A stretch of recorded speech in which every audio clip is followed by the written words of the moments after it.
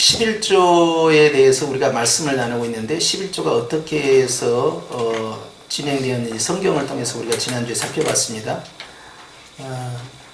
11조의 그 첫 번째 기원을 성경에서 찾을 때는 아브라함이라고 말씀을 드렸어요. 아브라함이 멜기세덱에게 드렸다.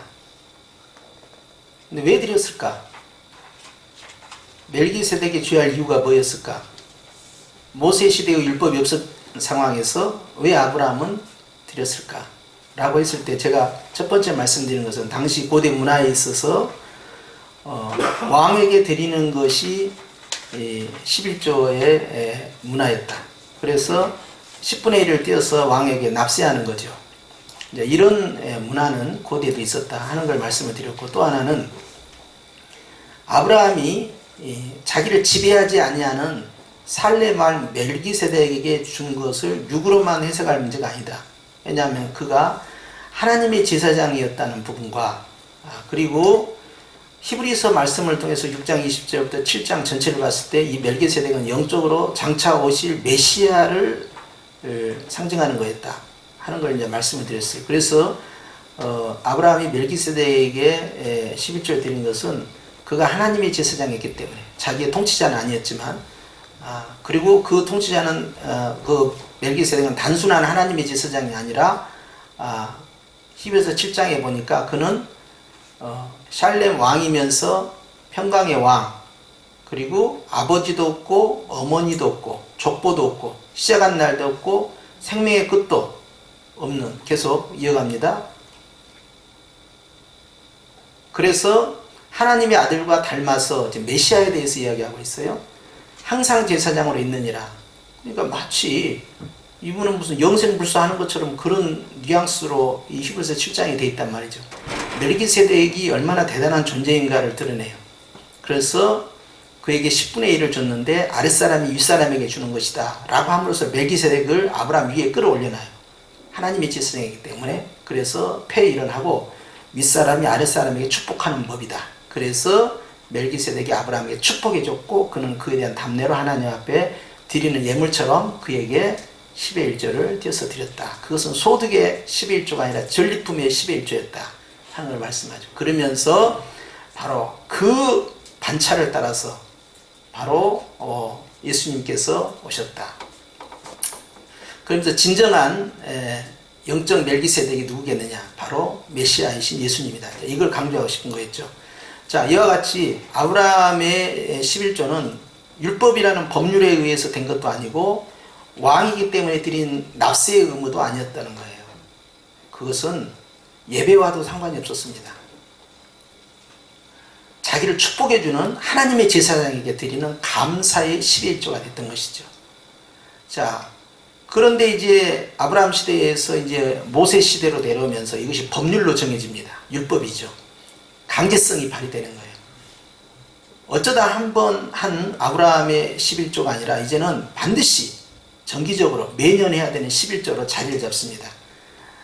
모세 시대 때 이루어지는 이 11조에 있어서 가장 첫 번째 이유는요, 바로 하나님에게 드리는 것이 제1차예요. 어떤 하나님이냐? 가나안 땅을 주신 하나님. 모든 농사를 지을 수 있고 목축업을 할 수 있고 과실열매를 딸 수 있는 것들을 허락하신 바로 그 하나님, 소유권자에게 드리는, 왕에게 드리는, 하나님에게 드리는 바로 10의 1조예요. 두 번째는 예배입니다. 예배를 회복하기 위해서는, 즉 제사를 진행하기 위해서는 제사를 담당하는 전문 부서가 있습니다. 레위지파입니다. 레위지파에게 이것을 맡겼을 때 하나님께서 그들로 하여금 사적인 일, 개인의 먹고 사는 문제로부터 자유롭도록 하고, 나머지 12지파가 이 지파를, 한 지파를 향해서 10의 1조를 드림으로써 레위지파가 육신의 문제, 생활의 문제를 해결받고, 그리고 레위지파의 11조를 다시 띄어서 제사장, 대제사장에게 드림으로써 제사장 가족들을 돌보는, 그래서 사역을 위해서 드리는, 즉 예배를 진행하기 위한 제사와 관련된 10의 1조였다 하는 걸 말씀드렸어요. 자, 그러면서 왕에게 드리는 11조 그 다음 페이지로 넘어가면요. 자, 이런 겁니다. 한번 읽습니다. 시작. 모든 것을 주신 하나님께 10분의 1로 감사 신앙 고백 이렇게 되어 있어요. 토지의 만물의 소유권자이신 주인이신 주님께 드리는 11조. 왕이시면서 주인이시죠. 두 번째, 예배를 진행하기 위한 예배의 회복을 위한 10의 1조. 세 번째, 모든 것을 주신 하나님 앞에서 이 모든 것이 하나님의 것이었다는 걸 스스로 자기가 도장을 찍는 행위가 뭐냐? 그것이 바로 10분의 1이라는 거예요. 10분의 1이라는 최소의 감사의 고백이 그것이 모든 것이 하나님께로부터 왔습니다. 10분의 10을 주셨습니다. 라는 고백이 바로 11조의 개념이었다 하는 이 세 가지를 강조해 드리고요. 그 다음에 이제 우리가 레위지파와 관련돼서 예배 회복에 대해서 이미 말씀을 드렸어요. 그 다음으로 넘어갑니다. 구약 안에서 11조로 구체적으로 들어가니까 세 종류의 11조가 등장했다고 말씀드렸죠. 첫 번째 11조는 지난주에 말씀드릴 때 매년마다 드리는 11조인데 1년부터 6년, 7년째는 안식년이니까 쉬게 되죠. 그래서 6년간 드리는 매년 11조가 있었는데 그것은 그 땅에서 나오는 소득의 11조인데 세 종류의 큰 수입이 있어요. 하나는 토지와 관련된 농사지어서 거둬들인 곡물입니다. 두 번째는요, 이 목축업과 관련된 그 10의 1조예요. 소득이에요. 그것에 대해서 드립니다. 근데 거기에는 한 가지 맞물려 들어간 게 있습니다. 11조와 첫열매, 즉 초태생은 같이 맞물려 가요. 세 번째 등장한 것이 유실수, 과실입니다. 대표적으로는 이제 포도열매인데요. 포도열매 말고도 각종 기름이 들어가요. 올리브 기름도 들어가고요. 하나님께서 주신 과실과 관련된 11조를 띱니다. 세 종류예요. 들어오는 수입선이 토지와 관련된 곡물, 두 번째는 목축과 관련된 이 수입, 세 번째는 과실과 관련된 수입. 이것에 대해서 각각 매년 드리게 된다. 누구를 대상으로 하냐? 레위지파를 대상으로 한다. 그렇게 해서 첫 번째 11조가 지나가는데 지난주에 또 두 번째 11조까지 말씀드렸죠. 두 번째 11조는 1년과 2년 그리고 한번 띄고 4년과 5년 이때 11조를 더 드리게 되죠. 근데 이 11조는 첫 번째 10 가운데에서 하나를 드렸잖아요. 그러면 나머지가 9이에요. 그 9 가운데에서 하나를 더 띄는 겁니다. 10에 10에서 하나를 띄는 게 아니라 9에서 하나를 띄는 거예요. 그렇게 띄어서 그것을 첫 번째 해와 두 번째 해, 그 다음에 네 번째와 다섯 번째 해에 드리는 것인데 감사 11조다. 이건 누굴 대상으로 하느냐? 그것은 중앙성소, 하나님의 성막이 있는, 성전이 있는 중앙성소 예루살렘입니다. 예루살렘에서, 성전 지어진 이후에는 예루살렘이죠. 이 예루살렘에서 첫 번째 레위지파, 그 다음에 그 감사를 드리는 그 당사자의 모든 가족들, 자녀들까지 포함해서 함께 드려지고요. 세 번째는 집에서 함께 일하는 자기의 재산 목록이 노비들까지도 이 11조 축제에 들어가게 됩니다. 이것이 바로 추수감사절이에요. 오늘날에. 그렇게 해서 거기에서 이제 함께 먹고 마시고 하나님께 드린 것을 레위지파에게도 분배하고 또 가족들이 같이 그걸 먹고 즐거워하는 그런 감사 축제가 바로 두 번째 11조였다. 그래서 오늘 하려는 것은 세 번째 11조입니다. 세 번째 11조로 가게 되면 세 번째 11조는 3년과 6년입니다.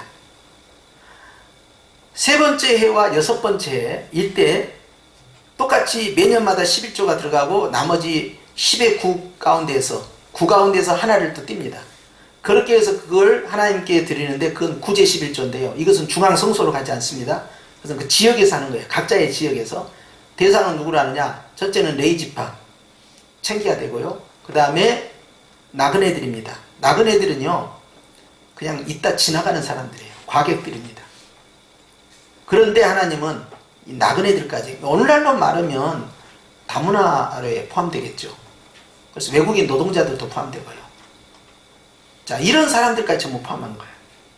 그리고 이 고아가 있어요. 고아는요, 돌봄이 없이는 절대 생존할 수 없는 대상이에요. 고아와 관련된 사회복지 시스템이 당시에 있었던 건 아니지만 모세는 율법을 통해서요, 고아와 이 과부들에 의해서 각 지파별로 지역에서부터 이들을 보호의 대상이라는 것을 알려주고, 신약에 가서도 사도 바울이 이 고아와 과부 된 자들에 대해서 특별한 관심을 갖고 그들을 구제하도록 그렇게 말씀하셨죠. 그러니까 이것은 가장 경제적으로 소외된 계층입니다. 이게 돌봐줘야 할 대상이라는 거예요. 그러면서 이들에게 세 번째 11조가 동반됩니다. 첫 번째 11조는 여전히 이 네이지파에게 들어가지만, 그러나 두 번째 11조, 특별히 세 번째 구제 11조에 가서는 그것은 대상이 확대돼 가지고요, 여기에서는 일반인들까지 이 구제 11조, 구제 예물을 통해서 함께 1년을 버틸 수 있도록 그런 시스템을 만들었다는 거예요. 그래서 신명기 14장 28절부터 읽습니다. 시작. 매 3년 끝에 그의, 제가 이 등 때문에 글씨를 못 읽어요. 반사되기 때문에. 저는 이걸로 읽겠습니다. 시작. 매 3년 끝에 그의 소산의 10분의 1을 다 내어 내 성읍에 저축하여 너희 중에 분깃이나 기업이 없는 레위인과 내 성 중에 거류하는 객 및 고아와 과부들이 와서 먹고 배부르게 하라. 그리하면 네 하나님 여호와께서 내 손으로 하는 범사에 내게 복을 주시리라. 토탈로 따지면 10의 2조입니다. 매년 10의 2조가 가는 거예요. 그런데 첫 번째, 두 번째는 감사로 빠지고요. 그 다음에 세 번째는 구제, 네 번째, 다섯 번째는 감사로, 여섯 번째는 또 구제, 인식으로 3년 단위로 구제를 하는 거죠. 그런데 결코 적은 금액이 아니에요. 전체 수입의 10분의, 거의 10분의 1. 정확하게는 이제 그 10분의 1은 아니죠. 약간 적죠, 더. 9 가운데 하나를 떼어내야 되는데요. 그렇게 해서 이제 하나님께서 이렇게 이 11조라는 개념 안에 가난한 자들을 어떻게 보호할 것이냐라는 그런 사회복지 제도를 진행하셨다 하는 것입니다. 그 다음에 신명기 26장 12절 말씀해 보니까 시작. 셋째 해 그 11조를 드리는 해에 내 모든 소산의 11조 내기를 마친 후에 그것을 레인과 객과 고아와 과부에게 주어 내 성읍 안에서 먹고 배부르게 하라. 그리할 때 네 하나님 여호와 앞에 아뢰기를 내가 성물을 내 집에서 내어 레인과 객과 고아와 과부에게 주기를 주께서 내게 명령하신 명령대로 하였사오니 내가 주의 명령을 범하지도 아니하였고 잊지도 아니하였나이다. 내가 애곡하는 날에 이 성물을 먹지 아니하였고 부정한 몸으로 이를 떼어 두지 아니하였고 죽은 자를 위하여 이를 쓰지 아니하였고 내 하나님 여호와의 말씀을 청종하여 주께서 내게 명령하신 대로 다 행하였사오니 원하건대 시작. 주의 거룩한 처소 하늘에서 보시고 주의 백성 이스라엘에게 복을 주시며 우리 조상에게 맹세하여 우리에게 주신 젖과 꿀이 흐르는 땅에 복을 내리소서 할지니라. 아멘. 신명기 14장에 있을 때도 네 손으로 하는 범사에 내게 복을 주시리라. 구제와 관련된 거예요. 여기에서도 신명기 26장에서 주님께 이렇게 기도하라는 거예요. 주의 거룩한 처소 하늘에서 보시고 주의 백성 이스라엘에게 복을 주시며 우리 조상에게 맹세하여 우리에게 주신 젖과 꿀이 흐르는 땅에 복을 내리소서라고 그렇게 기도를 하라는 거예요. 무엇과 관련됐어요? 구제와 관련된. 그래서 이제 우리가 잠언에 보면 구제는 뭐 하나님께 구워주는 것이다. 구제하는 자는 하나님께서 복을 주신다. 그 구제하는 자는 손을 움츠리지 말고 이렇게 덮게 피해야 된다. 이렇게 하면서 구제하는 자에게 굉장히 많이 축복의 말씀을 주셨죠. 시장에 가서는 어떻게 됩니까? 주님은 어떻게 업그레이드 합니까? 구제를 사회 시스템으로 법률로 정해서 하는 이 구제를 진행하는 이 부분을 주님께서 산상순을 통하여서 이렇게 업그레이드 합니다. 은밀하게 해라. 드러내지 말라는 거예요. 그것은 뭐예요? 사회 시스템이거든요. 이거 율법이거든요. 굳이 은밀하게 할 이유도 없는 거예요. 그런데 주님은 은밀하게 하는 이유에 그 다음에 어떻게 하십니까? 오른손으로 하는 일을 왼손이 모르게 해야 되는데 이 사람들은 뭐 하는 사람들이에요? 전부 다 나팔 불고 했네 하고 자랑하고 자기를 자랑하는 거예요. 자기 내가 도와줬네 하고. 이게 사람들한테 막 자랑해버리니까 되겠냐 이 말이에요. 그것이 문제가 되는 거예요. 그래서 주님은 자랑하면 상급이 없다는 거예요. 그래서 구제에 대해서는 계속 강조하고요. 사도들도 구제 헌금을 계속 강조합니다. 그래서 교회 안에서 초대교회 당시에 가장 그 주 헌금 품목이 뭐였냐? 그게 구제 헌금이야. 예. 우리는 오늘날에 있어서 여러 항목 가운데 하나가 구제잖아요. 그런데 구제가 제일 큰 위치예요. 그리고 이제 7 집사를 선택해가지고 그 사역시킨 것이요. 그게 사실 구제 사역입니다. 헬라파 사람들 가운데서 가난한 사람, 히브리파 사람들 가운데서 가난한 사람, 이런 사람들을 위해서 균등하게 분배하는 작업들을 7 집사가 한 거예요. 그러면서 집사라는 직책이 그때 생긴 거예요. 그런데 그들의 주 타겟이 뭐였느냐? 이것저것 아닙니다. 그 구제 사역이었어요. 재정을 담당하느냐, 봉사하느냐, 행정을 담당하느냐, 그게 아니에요. 구제가 핵심 사역이었어요. 교회가 그 당시에 했던 최고의 이 사역, 내부적 사역이 뭐였냐? 그게 구제 사역이었어요. 구제부가 얼마나 큰지 아시겠죠? 예. 그래서 그걸 안수 집사들은 구제부에 좀 올인해 줘야 된다 이 말이죠. 굉장히 중요한 겁니다 이게. 그래서 주님께서는요 이 구제에 대해서 얼마나 기뻐하시는지, 네 손으로 하는 범사에 내가 복을 주겠다. 그리고 너는 하나님께 복을 달라고 이렇게 기도해라. 그리고 예수님은 그런데 은밀하게 해라. 소문내지 말고 조용히 해라. 자랑하지 말라는 거예요. 왜냐하면 이것은 구제는 사람에게 하는 것이 아니고 누구에게 하는 거예요? 하나님에게 하는 거예요. 왜냐하면 이것이 율법이거든요. 율법을 준수하는 것은 누구에게 충성하는 거예요? 하나님에게 충성하는 거예요. 그러니까 율법은 일반적인 사회 시스템으로 봐서는 안 된다는 거예요. 이건 주님의 이 율법의 명령이다. 이건. 그러니까 순종하는 자는 하나님 앞에 충성하는 것이기 때문에 하나님께 보이는 자는 사람에게 칭찬받을 생각하지 마라. 주님이 다 보고 계신다는 거예요. 물론 다른 헌금도 다 마찬가지지만 특별히 구제를 계속 강조하는 것은 당시 예수님 당시에 구제와 관련돼서요 엄청나게 자기과시를 하는 거예요. 자, 10분의 1도 100만 원의 10분의 1도 있고요, 1000만 원의 10분의 1도 있고요, 1억의 10분의 1도 있습니다. 그렇죠? 사람마다 수입이 다르잖아요. 그렇죠? 그러면 큰 농장을, 큰 사업을 하고 있는 바리새인이 있어요. 근데 이 사람은요, 쌀을 말이죠, 수천 가발을 수출해낸다. 거기서 10분의 1 뗀 다음에 나머지를 가지고 그 가운데서 하나를 떼가지고 하나님께 드렸다. 구제헌금으로.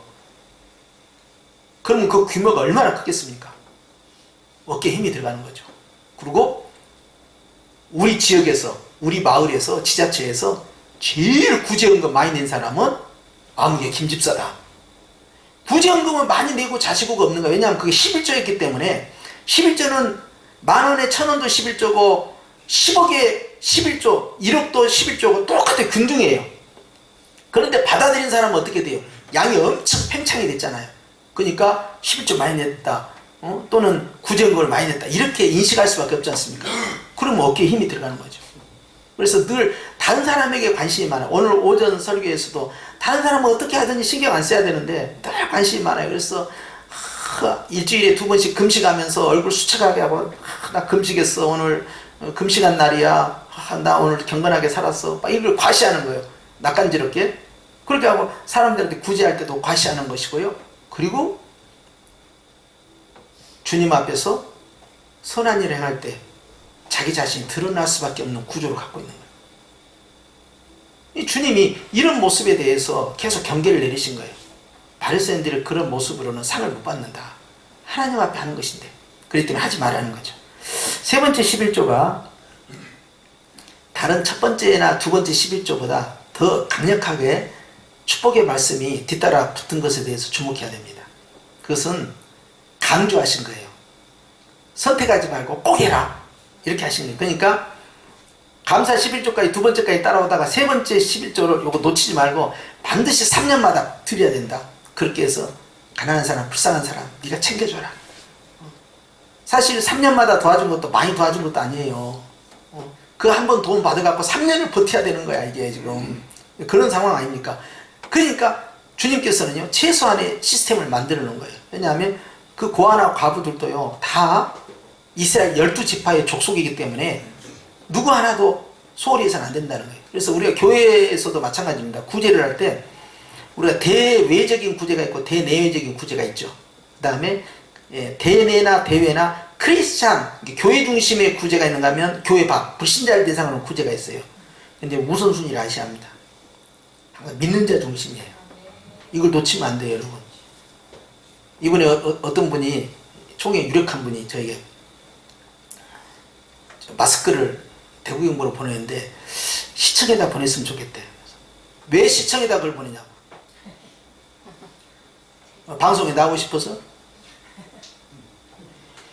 지금 이게 오부제를 해가지고 굉장히 많이 퍼져나갔다. 이제는 그 정도 심각한 문제가 아니다. 그렇기 때문에 이제는 그렇게 해서는 안 되고 그 교회들 가운데 가난한 교회들이 있다. 그 교회들이 무엇이 필요하냐고 물어봐야 된다. 지금 그 사람들이 마스크나 세정제를 필요하다고 할 것 같으냐? 아니다 이 말이에요. 그 교회가 필요한 것이 있어요. 그것을 포인트를 잡아야 되고 교회를 회복시켜야 된다. 그래야 그 교회가 그 지역을 담당하지 않느냐. 방송국 갖다 주고 시청 갖다 주고 그렇게 해야 우리가 교회도 활동하고 있다는 것이 세상으로 드러나니까 모든 관심이 항상 세상이 나를 어떻게 보느냐에 관심이 있는 거예요. 모든 관심이다. 주님이 나를 어떻게 보느냐 관심보다. 그렇게 아마 천도의 문이 그렇게 해서 천도의 문이 열 것 같으면 우리도 동작구치에다 갖다 줬어. 그렇게 했을 것 같으면 제발 그 유혹에서 벗어나라고. 제발 내 새끼 먼저 살리고. 사도 바울도 그랬어요. 믿는 자를 먼저 해라. 믿는 자. 물론 가난한 불신자들도 전도 목적으로는 할 수 있어요. 근데 우선순위를 잘 생각해야 돼요. 전도 목적으로 하는 구제와 내 식구, 내 가족에게 주는 사랑의 구제는 다릅니다.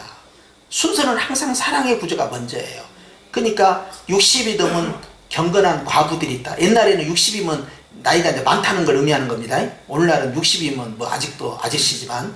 자, 그런데 연세가 많은 60 이상의 명부에, 과부 명부에 올라온 사람들에 대해서 특별히 신경을 써야 된다.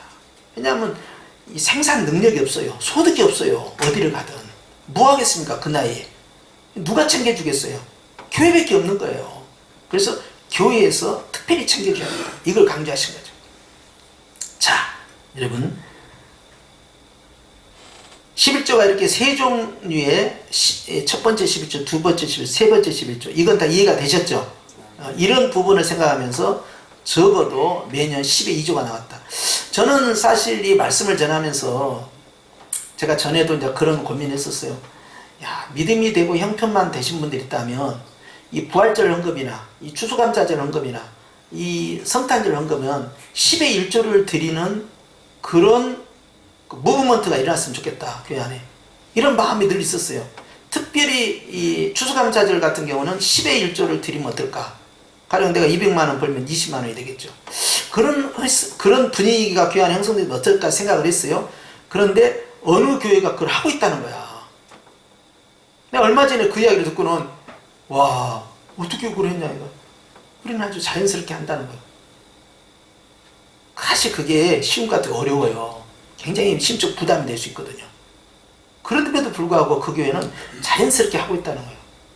여러분, 혹시 믿음이 되신 분들은, 받을 만한 분들은 이 말씀을 받으십시오. 아멘을 이 정도로 했다. 네. 괜히 아멘 해갖고 안 지키면 혼나니까. 그래, 말이라도 좀 아멘을 해갖고 조금 장단을 맞춰주면 안 되나? 할렐루야! 그래서, 그런 세 종류의 이제 11조가 구약 안에 있었다는 걸 말씀을 드리고요. 그 다음으로 넘어갑니다.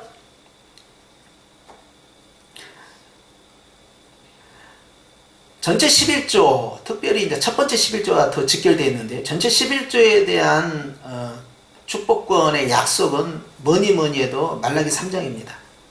이것을 빼놓을 수가 없죠. 한번 읽습니다. 시작. 사람이 어찌 하나님의 것을 도적질 하겠느냐. 그러나 너희는 나의 것을 도적질하고도 말하기를 우리가 어떻게 주의 것을 도적질하였나이까 하는도다. 이는 곧 11조와 봉헌물이라. 너희 곧 온 나라가 나의 것을 도적질하였으므로 너희가 저주를 받았느니라. 만군의 여호와가 이르노라. 너희의 온전한 11조를 창고에 들여 나의 집에 양식이 있게 하고 그것으로 나를 시험하여 내가 하늘문을 열고 너희에게 복을 쌓을 것이 없도록 붙지 아니하나 보라.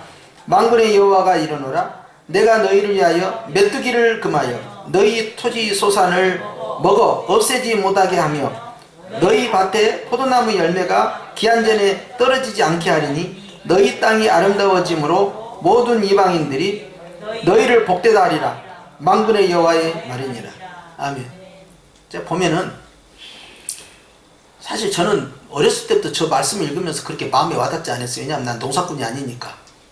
그리고 별로 나와는 좀 거리가 있는 말씀으로 생각했어요. 이게 토지와 관련돼서 포도나무 열매와 관련돼서 이런 거 나왔잖아요. 그런데 지금 아프리카 같은 경우는 그 메뚜기 떼가 어느 정도로 심한지 뭐 수억만 마리가 아니랍니다. 수백억만 마리 이상으로 이게 막 번식한다는 거야. 그래서 전에도 몇 달 전에도 이것이 또 뉴스가 되고 있는데 지금 이 북부 아프리카 지역부터 시작했어요. 이게 중부 아프리카까지요. 이게 퍼져가지고요. 습기가 차고 습기가 많고 고온 다습하면 이게 확 번식한다는데 금년이 아주 그런 해랍니다. 그쪽이. 그래서 엄청나게 바글바글 하는데 그냥 저는 이제 시골에서 개척할 때는요. 그 메뚜기 잡아가지고 구워 먹었거든요. 근데 그런 낭만을 생각할 때가 아니에요. 이것은 하늘이 새까말 정도로. 그런데 이제 우리가 모세의 10대 재앙에서도 보면 말이죠. 황충 재앙, 메뚜기 재앙, 우리가 이 벌레 재앙에 대해서 생각해야 되는데요. 이게 하나님이 일으키는 재앙으로 진행이 될 때는요. 이것은 사람의 힘으로 도저히 막을 수 없는 상태까지 가버리는 거죠. 그런데 주님이 이제 가나안 땅에 대해서 말씀하신 거예요. 이 메뚜기, 황충, 벌레로 인해서 소득이 줄어지는 일이 없도록 하겠다. 자, 그리고 주님께서 이 토지에서 나온 그렇게 하시겠다는 거예요. 밭에서 나온 포도나무 열매. 자, 이것은 유실수입니다. 유실수는 대표적인 것은 포도나무하고 올리브나무, 감람류죠. 감람나무, 올리브나무와 그 다음에 무화과나무 대표적인 거죠. 자, 그런데 이 포도나무, 그 다음에 이스라엘의 그 국가가 이제 무화과나무인데요. 이 무화과나무나 이 다른 이 유실수 나무에 대해서 주님께서요, 그것이 완전히 열매 맺도록 냉해를 맞는다든지 어떤 그 기후의 변화에 의해서 떨어져 버리는 그런 일이 없도록 보호해 주겠다는 거예요. 땅이 그렇게 기름지게 되면 목축업은 다 자동으로 잘 되게 되죠. 그래서 이제 너희의 땅에 아름다워진다. 그러면서 그 다음에 이제 말씀이 중요한데 모든 이방인들이 너희를 복되다 하리라. 그러니까 11조 안 내는 사람들이 11조 내는 너희 민족을 보고 와, 저기는 어떻게 저게 농사가 잘 되고 저렇게까지 복을 받을까라고 비교가 될 만큼 이것을 자기들이 경험을 한 거예요. 어디서 경험을 했을까요? 그들이 고센 지역에서 경험한 거예요. 다른 지역에는 엄청난 재앙이 애굽에 다 내리지만 애굽의 어떤 나일강의 곡창지대도 이 재앙에 피해갈 수가 없는 거예요. 그런데 고센 지역만은 딱 구별돼서 보호를 받은 거예요. 마찬가지로 하나님께서 너희들을 딱 지키겠다. 그러니 하나님께서 확실하게 하나님께 드려야 된다. 그것 가지고 너희들이 고민해서는 안 돼, 갈등해서는 안 된다. 이걸 말씀하는 거예요. 이걸 함으로써 이제 주님이 기대하신 바가 있습니다. 이 말씀을 통해서. 사실 말라기 3장 10절의 그 축복, 하늘문을 열고 내가 복을 붙지 아니하나 나를 시험해봐라. 이 말씀은요. 사실 제사의 회복과 직결되어 있어요. 하나님이 모든 걸 주셨다라는 소유주의에 대한 신앙 고백도 있었고 그리고 이제 하나님 앞에서 이 제물을 드림으로써 11조가 레이지파 사람들을 움직이게끔 만들고 예배에 충실하게끔 만들어서 제사 문화를 계속 형성해 가야 되기 때문에 반드시 이 11조 제도가 시스템이 들어와야 돼요. 그래서 그것을 포로 귀환해서 들어와서 땅에 정착한 사람들에게 다시 한번 강조합니다. 너희가 전에 바벨론 포로 끌려가기 전에 몇 가지 죄목이 있는데 대표적인 우상 숭배였잖아요. 그래서 다른 신을 섬기는 거. 그리고 또 하나는요. 안식년을 지키지 않았어요. 그래서 땅이 탄식하고 땅이 저주를 받은 거예요. 그래서 땅도 쉬어야 되겠다 그랬어요. 그런데 그 쉼 속에는 안식일이 들어갑니다. 안식일을 안 지켰다는 이야기예요. 그리고 세 번째, 예배를 완전히 무시해버리고 파손시키는데 아주 혁혁한 공로를 세운 게 뭐냐면 교회 재정을 다 뽑아내버리는 거예요. 교회 재정을 다 뽑아낸 상황에서 어떻게 제사 문화가 진행되냐 이 말이에요. 결국 인건비가 들어가야 되는 거죠. 재물에 대한 돈이 들어와야 되는데 제사 문화를 다 와해시키는 방법은 11조를 안 해버리는 방법이에요. 제사를 드려야만이 또 백성들이 드리는 이 헌물된 거제 있잖아요. 하나님께 드린 거. 하나님 앞에서 드리는 그 거제는 지극히 거룩한 제사장들이 먹고 이렇게 나와야 된단 말이에요. 이제 그 콩팥에 붙은 기름이나 간에 붙은 기름, 심장에 붙은 기름이나 이런 기름들 지극히 거룩한 이것은 제사장에서 먹지 말고 화제로 태워서 하나님께 드려야 이렇게 말씀드리잖아요. 그런데 그 외의 것은 제사장들이 반드시 먹어야 되고 먹어야만이 제사가 성립이 되는 거예요. 제사장이 그 드려진 제물에 대해서 먹지 않게 되면 제사가 무효가 돼, 취소가 돼버려요. 그 하나님 앞에 내가 와가지고 제물을 드리고 제사를 드렸는데 3일 안에 제물을 제사장이 안 먹어버렸다. 그러면 너 제사 취소해서 다시 해야 돼.